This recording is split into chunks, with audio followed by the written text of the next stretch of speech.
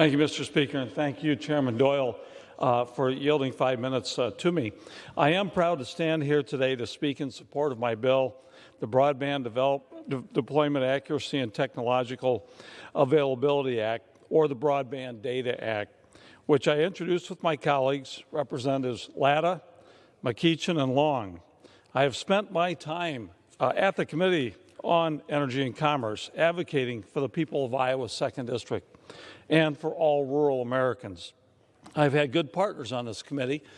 Congressman Latta and I have worked together on numerous issues, not just this one, and I appreciate the time and energy that Chairman Pallone and Chairman Doyle have spent on ensuring the issues important to Iowans get attention, and because they understand that in 2019 it is simply unacceptable that many families and small businesses, farmers, educators, and healthcare providers in rural areas don't have the necessary access to high-speed internet.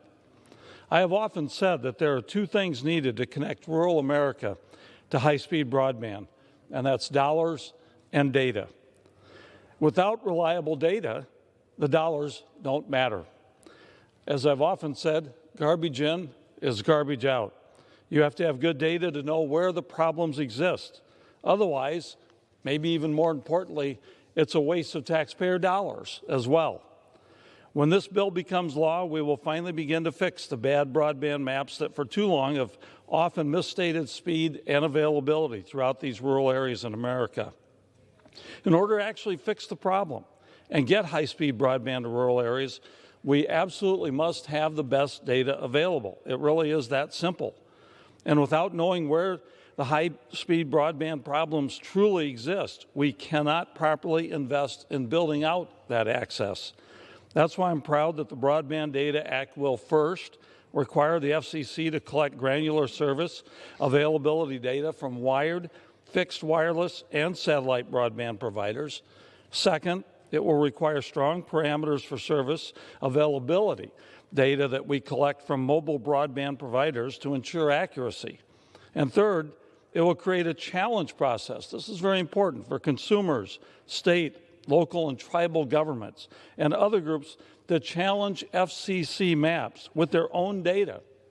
And it requires the FCC to determine how to structure the process without making it overly burdensome on these challengers.